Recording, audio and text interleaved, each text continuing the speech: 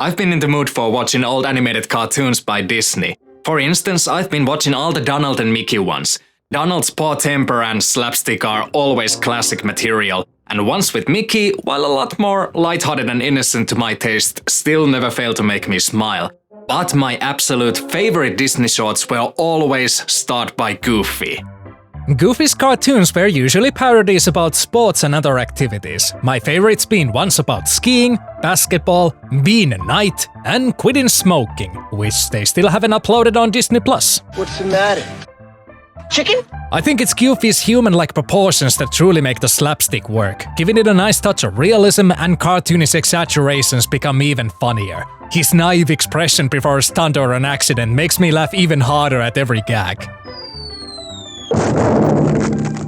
And we can't forget the most glorious comedic yell ever recorded.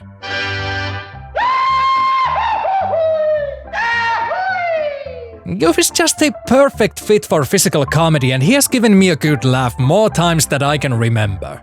Also, a more personal reason for me to prefer Goofy is that he reminds me of my dad in a lot of ways with his mannerisms and appearance, as funny as that sounds. And it might also have something to do with the cartoon Goof Troop, which had the whole father-son dynamic going on, and I watched it a lot as a kid. I know the connection I'm describing is an odd one, but I just wanted to share my relationship with the character and why it has stuck with me since childhood. So, while watching the cartoons, I had the idea to look into some licensed video games that feature Goofy as the main playable character. I'm always ready to pick up licensed Disney games since some of them are my favorite games in general. Mickey and Donald have a great lineup of games I can full-heartedly recommend, and those I'd like to talk about another time. But today, we give the spotlight to our favorite humanoid dog who breaks the universe in half when you start asking questions about human-like dogs and regular dogs coexisting. Let's see how many games we have to cover.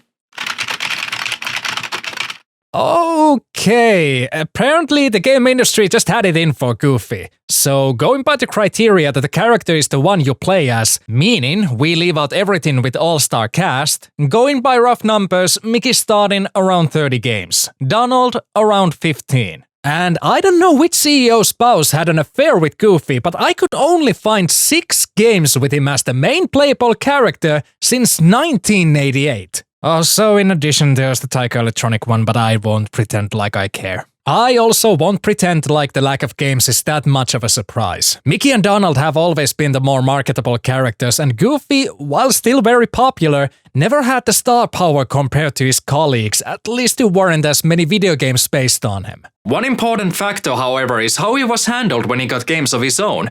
Were the games generally poor quality, or are we in for some underrated gems? We don't know without playing, so we gotta get to it. Or should I say, we gotta get goofy.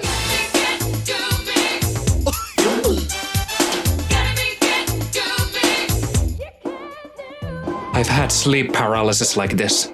I will cover the games in order of release, but I'm gonna make one exception, and that is Disney's extremely goofy Skateboarding for PC, released in 2003. I just wanna get this one over with, because I don't think I'm the best guy to comment on it.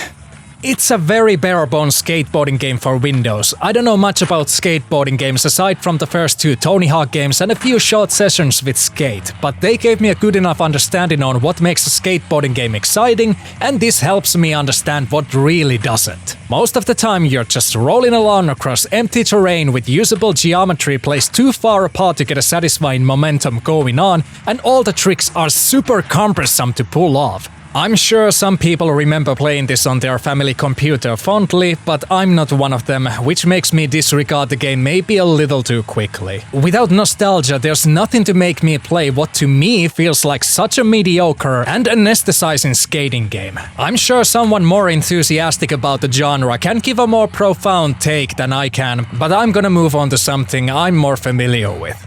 And the rest we are going to cover in order of release, and we begin with Matterhorn Screamer, released in 1988 on old computers.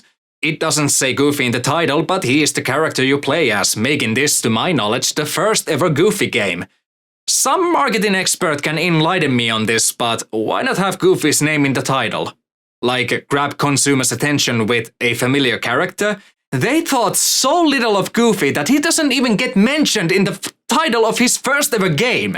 I hope he hired a new agent at this point. Just so you know, this game has versions on Commodore and Amiga, but for today we are looking at the DOS version, the old school operating system I feel most at home with.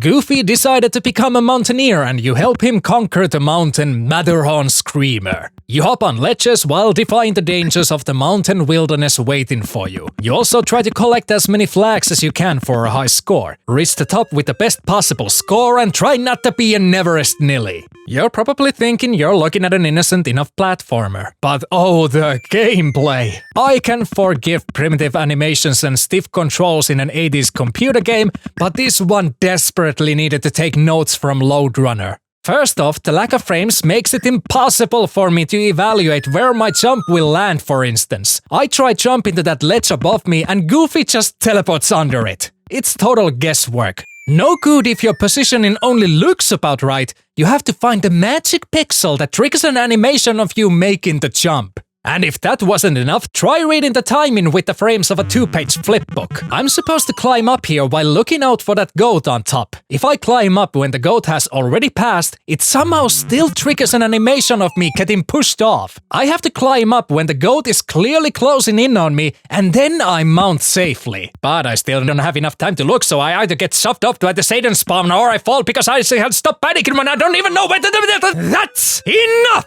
I'd have to try this part a couple times to get it right with trial and error, but if that's what the game is gonna be like, no thanks. I'm not gonna let the game make me look like more of an idiot than I already am any longer. Okay, another old computer game called Goofy's Railway Express, educational software for preschool ages, because we know how to prioritize our time here. Once again, we are looking at the DOS version. You're on a train ride with Goofy while Mickey is chilling in the back, probably using Goofy's good fate to not to have to pay for tickets. You go from colorful landscape to the next, taking in that old DOS game graphical charm. You don't control the train, however. All you can do is push a button when you see a shape coming from the chimney, and that adds detail to landscapes with a thing of that shape. Whenever you push a button when there's no shape, Mickey and Goofy look at you like you just slurred. You can also pick up Mickey and Goofy's friends on your way by pushing a button when your chimney blows out the shape they are thinking of. Better safe than sorry and pick up Scrooge. He probably owns this train. Can't lose your job in this economy. So, you're on a train ride through nice looking landscapes, make stuff appear on your way, and sometimes a familiar face joins your travel. But that's the whole game. You don't run a train operation, nor do you board at any locations. The train never stops, and after 5 minutes everything starts looping. If you wanna check this out, then you seriously don't have better things to do. Nevertheless, instead of the DOS version, I recommend going for the Amiga release for its smoother sound, because the DOS version doesn't seem to support any more advanced sound cards, so you have to settle with the good old PC speaker migraine. But yeah, it's just interactive media for kids, and I mean for little kids still learning shapes and colors. It's nice to look at, and I'm sure I would have loved this too back in the day if this was available on my daycare's computer, for example. But right now, this full-grown adult has more important matters to attend to, and that is to talk about moral video games no one else cares about. We now move on to consoles, with Goof Troop on the Super Nintendo, and I'm sure most of you are familiar with this one. Capcom knew what to do with their licenses on the 8 and 16-bit era, and this one is no exception. Goof Troop is a puzzling action-adventure where you try to make your way through the hostile pirate island. You fight off pirates by throwing things at them, find keys to open doors, and solve block puzzles. You get a few items to help you on your way. The most entertaining item of all is a bell you can lure enemies with to align them just right to knock them out with a block. A grappling hook helps you with reaching items from far away, and it can poke off enemies. It can also become a rope you can use to cross a river or a pit. You also get planks to fix broken bridges and shovels to find hidden keys in the ground. You can only carry 2 items at a time, only 1 per player in 2-player mode. Keys also take up an item slot, so you need to keep the map layout in mind to know which items to prioritize and when. The game is visually what you'd expect from Capcom quality, and the same goes for gameplay. The sound design especially makes the action satisfying. Blocks make that sound when they hit something, and a flute plays when you knock an enemy off the screen. Yeah, get out of here! If there was something to criticize the game for, in my opinion, it might be the music. The music itself is fine, don't get me wrong, but the whole soundtrack is super hyper energy and can become exhausting in the long run when there are no calmer tracks in between to balance it out. It's a New Year festival all the way through. Goof Troop is of course most well known for its positively chaos-inducing two-player. Figuring out puzzles and clearing enemy hurts together is fun, and many good laughs come with numerous ways players can screw over each other like it's a Laurel and Hardy routine. There's a real sense of cooperation. Each of you can carry only one item at a time, so you need to share tasks because neither of you can do everything alone. One can be distracting enemies so they don't mess up the puzzle the other player is trying to solve. One can fight off enemies, protecting the other player who's carrying a key, etc. You need to really enable each other in order to succeed. Luckily, you always have this carrying stance you can do even when you don't have anything to carry. It becomes handy when you need to express frustration in game when one of you screws up the puzzle. Oh, way to go, jackass! Playing Goof Troop alone, however, is totally viable, though rooms can become quite hectic when there's no second player to do stuff for you. Word of advice for single players, don't play as Max. Max is faster, but his moving is a lot slower when carrying something and he needs to throw 2 items at stronger enemies to knock them out, while Goofy only needs 1 and doesn't slow down when carrying. Speed or strength, you have to be quick on your feet and take extra care of having enough resources to manage, especially when block puzzles can be sabotaged by enemies and you can get soft-locked in no time. Goof Troop is easily recommended, primarily for one of the best co-op experiences on the system, but for single players there's also a ton of fun to be had. One of the classic Disney titles on Super Nintendo you should pick up the first chance you get. Moving on to Super Nintendo's competition, we have Goofy's Hysterical History Tour for the Sega Genesis. And if you'd prefer I call this Mega Drive, you're not cool and you should never talk to me. First, I'd like to point out that they did add voices for Goofy, and with good quality actually.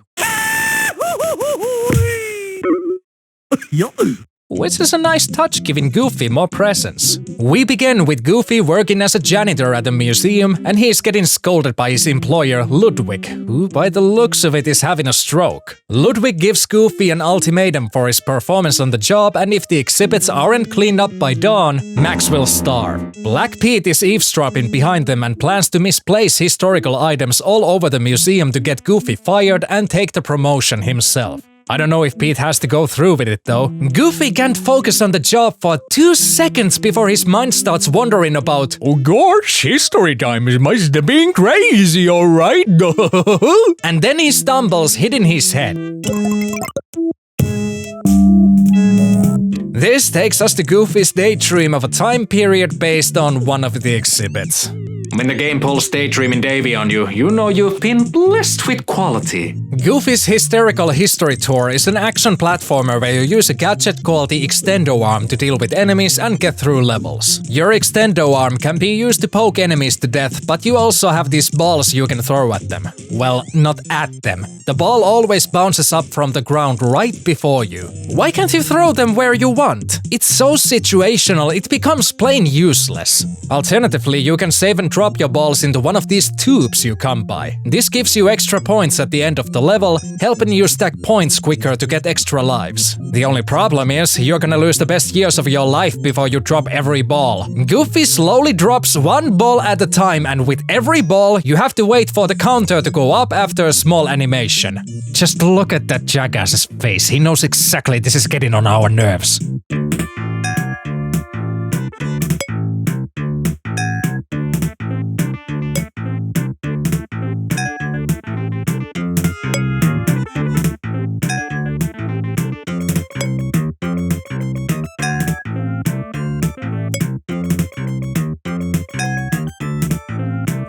Goofy is an over-animated klutz, making everything feel so heavy like fighting through quicksand. The jumps, the walk and the actions, while nicely animated, it makes everything feel like a slog when an action platformer's movement is supposed to be quick and snappy. Then there's the extendo arm, which just feels awkward in platforming. It has this bit of delay that can screw up your grabs while jumping, and inputs can be picky about whether you pressed up or diagonal. What makes things more awkward than necessary are the default controls, with the middle button to use the extendo arm and the right one to jump. This makes your thumb move inward for a jump when it would be best to have it where your thumb rests naturally. To save at least some frustration for all 3 of you who wanna play the game after this, I advise you go to options before starting and changing the control scheme so the jump goes to the middle button and extendo arm to the left. This way, you can at least rest your thumb on both the jump and extendo arm buttons comfortably. Hanging from blocks has quirks I have a serious pet peeve with.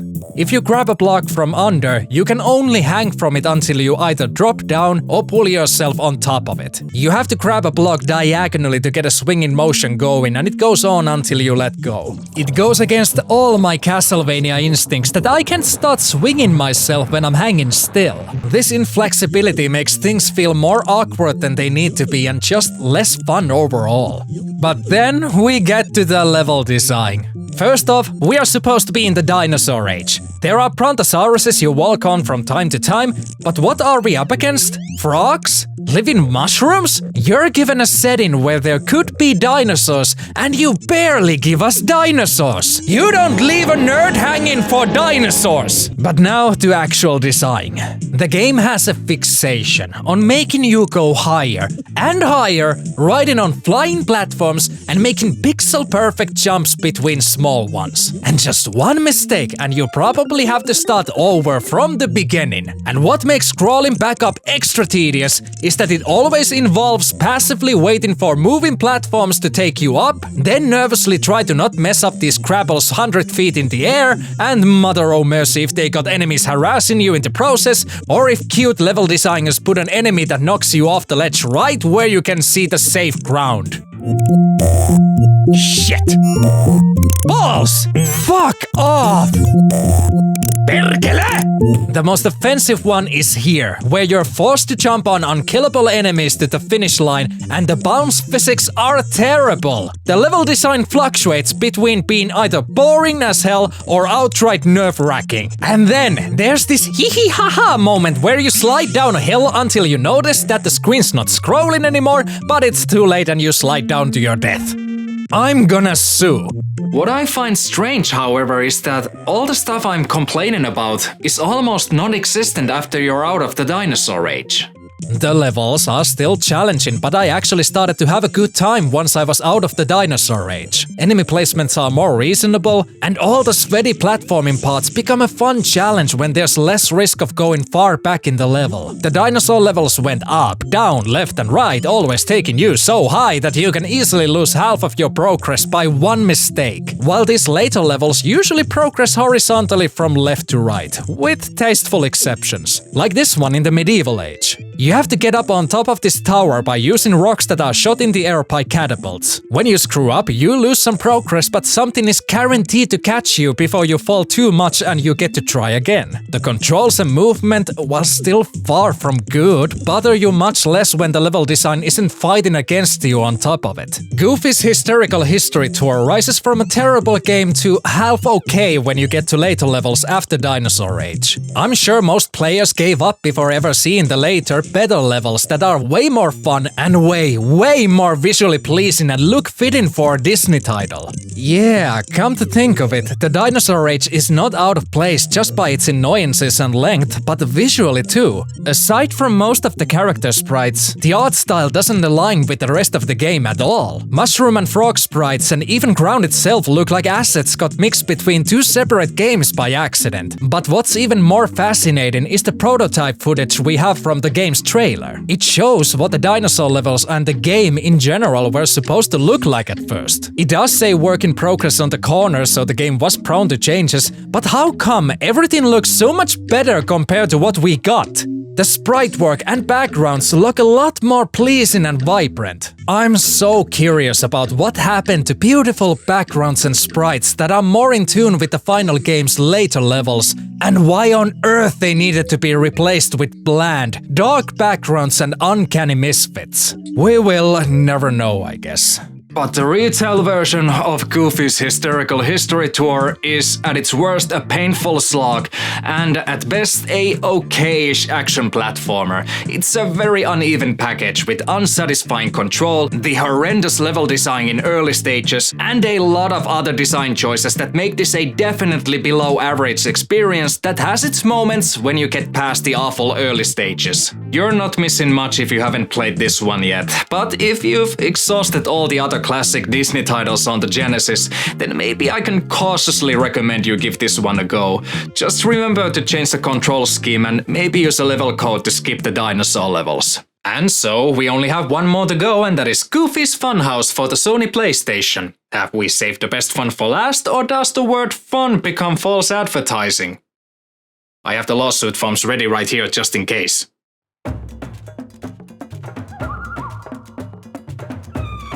Oh, for the love of God, not the code, monkeys! We're in it deep already! If you're not familiar with Shrek Treasure Hunt, Garfield, or Dalmatians 3, your innocent minds have no idea what kind of a cesspool we might be nosediving into.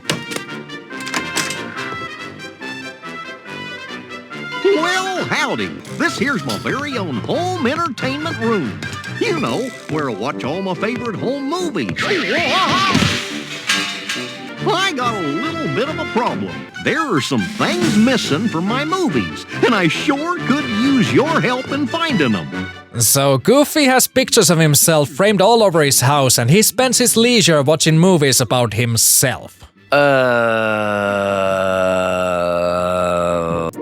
Hey, let's play a new game. How in the hell is the voice so compressed on a CD console? So the mission is to help Goofy find his home videotapes that are scattered all over his house and find the items that are missing from the framed pictures. Goofy's movement is just ugh. It might look extra tedious because I failed to realize there's a run button until I got all the footage, but don't be mistaken, it wouldn't make things look or feel any less jank. Goofy can also jump, but it has this 2-second delay and its arc is so hard to determine because you never get a good angle. Luckily, you almost never need it, but there's this one part where you need to get a fishing pole from the basement. Goofy can't get it just from standing on the floor like, look at this. I remember this having me super confused as a kid. Place it higher so players don't have to wonder if they've encountered a bug or something. So what you're supposed to do is cause literal water damage by making the basement flood, and then you can use floating stuff to reach the fishing pole. I had to make myself look like an idiot so many times, missing my jumps and then slowly wading back only because of the horrible camera angle. Luckily, most of the time we are walking securely around the house looking for items and interacting with your surroundings. Though I think I misused the word securely because I wonder how Goofy has managed to stay alive this long. He owns the most hostile, possessed house equipment and gets himself hurt by everything. With all this willingly causing water damage and being prone to physical harm, I'm sure he's blacklisted by every insurance company. This lunatic has at least 3 fireplaces going full blast in the middle of the summer. It must be a sauna in there. On top of compressed audio in the menu, there's the sound overall. Music is always bombastic and sound effects are low quality and overly loud. Like, did the clock have to be that loud compared to everything else? I wonder what time it is. Oh, gee, do you? The only moments of peace you get are during the silent loading screens, and they last until you have grandchildren. Normally, I would be mad about lengthy loading times, but on this occasion, I'm gonna take it as a retreat.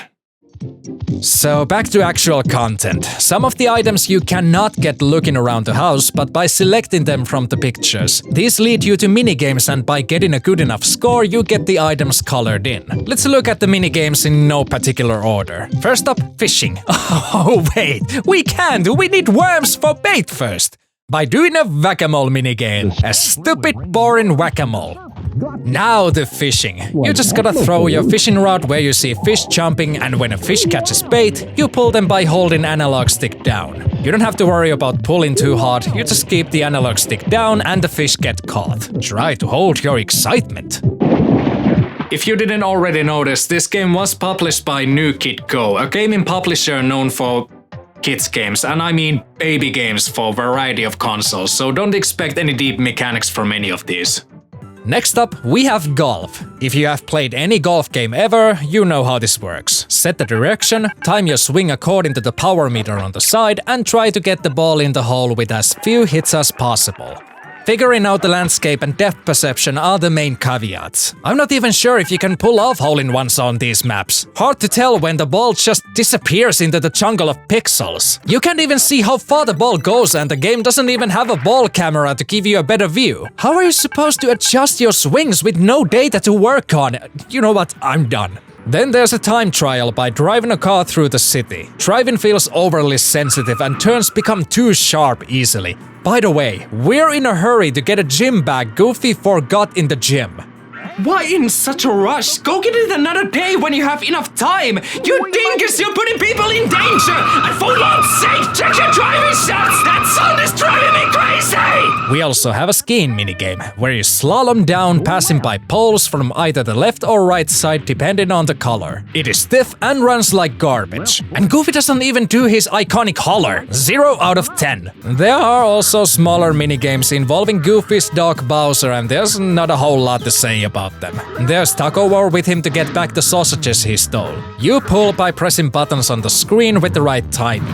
It's already contaminated. Show some dignity, will ya? My guy, you haven't been the same since Max left! Bowser also gets an obstacle course minigame.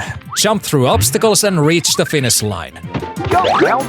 This one isn't from any of the pictures, but it's a surprise minigame you encounter while trying to open a closet. Out of nowhere, Pluto shows up and he can apparently be a walking epididymis, cause he naps the closet key and you have to play, this time, a literal whack-a-mole to retrieve back the key. I swear to God, Peter is gonna have a field day after I'm done with this horse hockey! So, after all the minigames and digging around the house looking for items, what do you get after completing a picture? Well, you are rewarded with the cartoon the picture is based on. Finishing up the fishing picture, for example, grants you the classic Goofy's fishing cartoon, How to Fish. You might have forgotten that we were also collecting videotapes. If you collect enough of them, you get an extra cartoon as a reward. Not gonna lie, this is cool. I think it's cute that Goofy's home videotapes are his classic Disney shorts from the 1940s and 50s. They are surprisingly good quality too, and the catalog includes classics like The Art of Skiing, Man's Best Friend, and The Big Wash. Sure, there are countless better ways to see these now, but back then this was a fun way to introduce Goofy's classics to younger generations, and I'm all for it. Even if I can't praise the game for, the game, I still think the concept is very clever. Sure, the sound and performance are poop and the game is rather boring to play, but I think the rewards you get are really great, especially for kids who are still unfamiliar with Goofy's past endeavors. So, if you happen to have kids of your own, and you give them this over Toy Story 2 or Emperor's New Groove, I'm gonna call the Child Protective Services on you. And that's for all the games starring Goofy. Well, almost all of them. But we reached classic material with Goof Troop on the Super Nintendo, and otherwise it was mediocre at best, if even that. And I'm sure that didn't help with getting more of his own games. However, Goofy would stick around in video games, like being one of the main supporting characters in the popular Kingdom Hearts series, which means our lovable Goof was anything but forgotten in video games. So that's it for today. Maybe we'll return to more Disney games in the future, because when it comes to licensed Disney games, they can bring us either joy or at least an ironic chuckle, because, hey, not everything can be made by Capcom. But who knows what we are going to cover in the meantime. Stick around to find out, and I'll see you next time. Thank you so much for joining me on this retrospective on Disney games starring Goofy. Feedback is always appreciated, as you can probably tell, English isn't my native language, so writing an English script for the first time got me a bit nervous. But it gets more natural only with practice. If you want to keep watching my progress, then push that subscribe button and remember to catch my streams on Twitch. Link to my Twitch channel and my other pages you can find in the description. I wish you well, until next time. Bye.